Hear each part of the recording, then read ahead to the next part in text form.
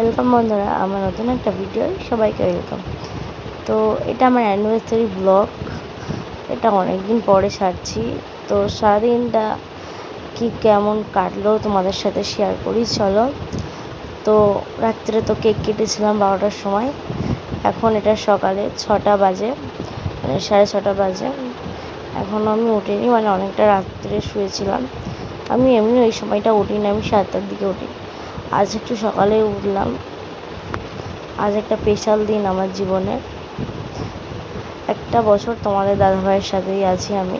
তা উঠেই আমি ব্রাশ করে নিলাম, নিয়ে মুখ টুকগুলো ধুয়ে নিলাম। সত্যি বলতে আজ আমার খুবই আনন্দ হচ্ছে। ভিডিও ভয়েস ওভারটা দিচ্ছি অনেকদিন পর, কিন্তু ওই দিনটা আমার কাছে খুবই স্পেশাল ছিল। তোমাদের দাদাভাইয়ের সাথে দেখতে দেখতে আমি 2 বছর মানে কাটিয়ে দিলাম। একটা বছর প্রেম করলাম, একটা বছর ওয়াইফ হয়ে। তো মুখ টুক ধুয়ে আমি ঘরে চলে এলাম।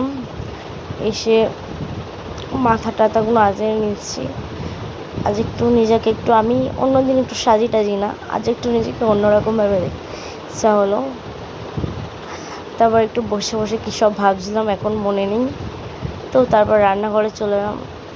খেতে তো কিছু হবে, আর আমি সকালবেলা খাওয়ার মধ্যে একটু গরম জলে লেবু মিশিয়ে খাই। মানে একটু মোটাও হয়ে যাচ্ছি, ডায়েটে থাকছি এখন ওর জন্যে। তারপরে আমি হালকা উষ্ণ গরম জলে একটু লেবু মিশিয়ে খাই।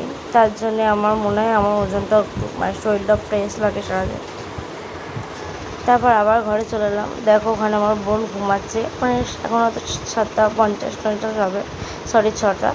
তারপর আমি খেয়ে, আমার বিচ্ছিরি লাগে এটা খেতে, সত্যি কথা যেটা, তাও খেতে হয়। এই দেখো জামাই ষষ্ঠী যা বলে হাতে কিছু আঁকিবুকি করেছে। আমি ভালো মেহেন্দি করতে পারি না, তাও বলছে এমন পারি। তারপরে মা এখানে রান্না করছিল, আমার শাশুড়ি কাজে যায় সকালে, রান্না করছিল। উনি দেরি হয়ে যাচ্ছে বলে আমি আসলাম রান্না করতে। তো মাছ ভাজি আর তোমাদেরকে দেখাচ্ছি। কোনোটাই রান্না করি না, অসুবিধা হয়, গ্যাসেই করি।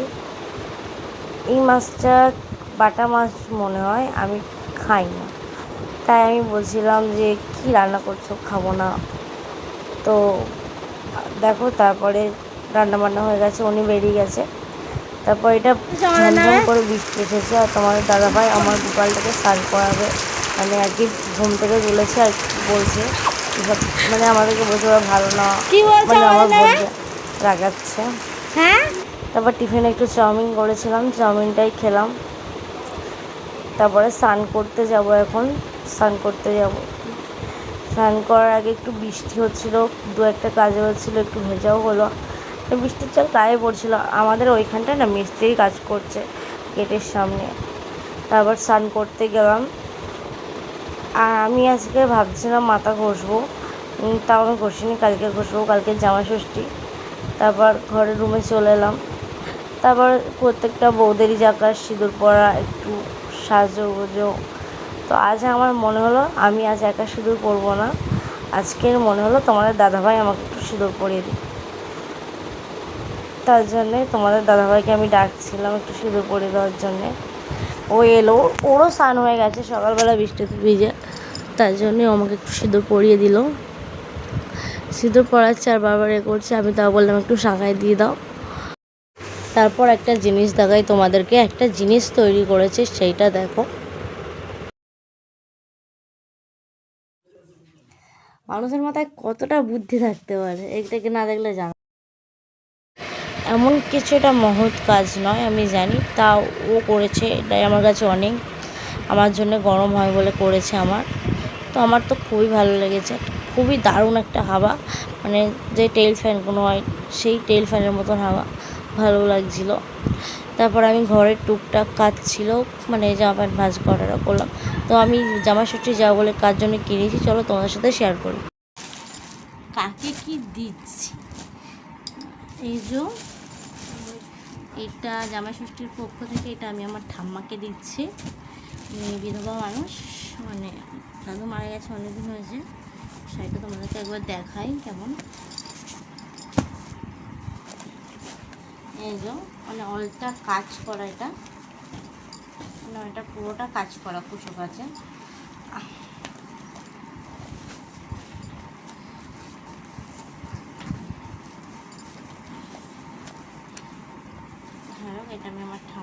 দেখাচ্ছি।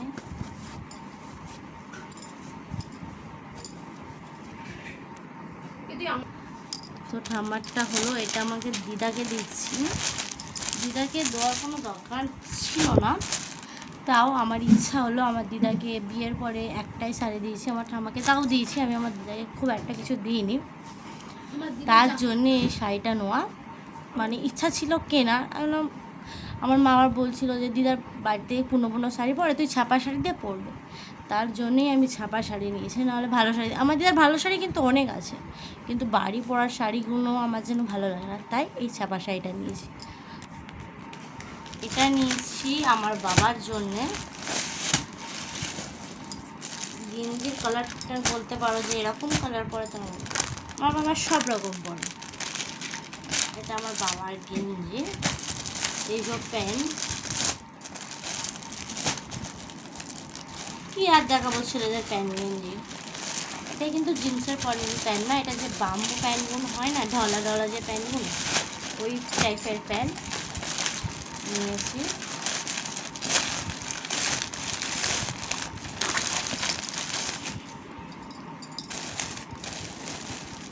বাবার এটা। আর এখানে দুটো ব্যাগ আছে, চলো।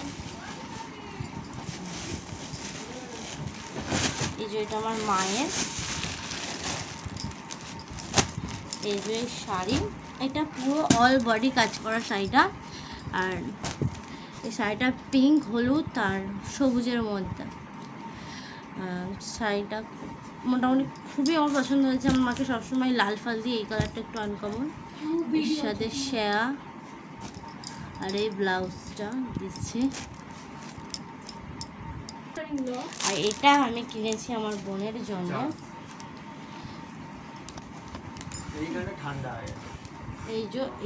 এই গাউনটা ও কালকেরে আমাদের বাড়িতে আছে দেবী, মানে আমার বোন কালকের এখান দিয়েও পরেই যাবে, তা তখন তোমাদেরকে দেখাবো। আর তোমরা ভালো করেই জানো, মানে জামাষষ্ঠী আগের দিন আজ আমার অ্যানিভার্সারি, মানে আমি ভিডিও ছেড়েছিলাম। তো তোমাদের দাদাভাই আমাকে এই ড্রেসটা দিয়েছিল, এই জামাটা তোমাদের দাদাভাই আমাকে দিয়েছে। এক্ষুনি পরবো, ঘুরতে যাওয়ার ইচ্ছা আছে, যদি নিয়ে যায় তাহলে এটা পরে যাব, দেখা যাক। একটা নাইটিও দিয়েছে, কিন্তু নাইটিটা তুলে দিয়েছি, পরলে কোনো সময় তোমাদেরকে দেখাবো। তো ওইসব হলো, এবার যাব হাটে কিছু কেনাকাটা করতে, ফল। তো বেরিয়ে গেলাম বাইকে। এখন ঠিক 7টা মতন বাজে, হাটে যাচ্ছি আমরা। তো তারপর আমাদের আর কোথাও ঘুরতে যাওয়া হয়নি, ভোজরাইডে গেছিলাম, ওখান দিয়ে জমজমের বিরিয়ানি এসেছিলাম। এই বিরিয়ানিটা ভোজরাইডের ফেমাস বিরিয়ানি, সব থেকে পরিণত দোকানের বিরিয়ানি। আমি কখনো খাইনি, ফার্স্ট টাইম। আফসোস কিছুই হয়নি আমার ঘুরতে যাইনি বলে। দিনটা ভালো কেটেছে, তোমার দাদাভাইয়ের সাথে কেটেছে, খুবই আনন্দ করেছি। তো এবার বিরিয়ানিটার টেস্ট দেখার পালা কেমন। একটা বড় সাইজের আলু দিয়েছিল, একটা চিকেন দিয়েছিল বড় সাইজের। মোটামুটি ভালোই ছিল আমার কাছে বিরিয়ানিটা। আমার খুবই ভালো লেগেছিলো এই জমজমের বিরিয়ানিটা, একগালে পড়তে গিয়ে কেমন। তো ভিডিওটা কেমন লাগলো জানাবে, ভালো লাগলে লাইক কমেন্ট শেয়ার করে দেবে। আর সবাইকে রাধে রাধে। সবাই সুস্থ থাকুন, ভালো থাকুন, আজকের দিনটা ভালো কাটুক।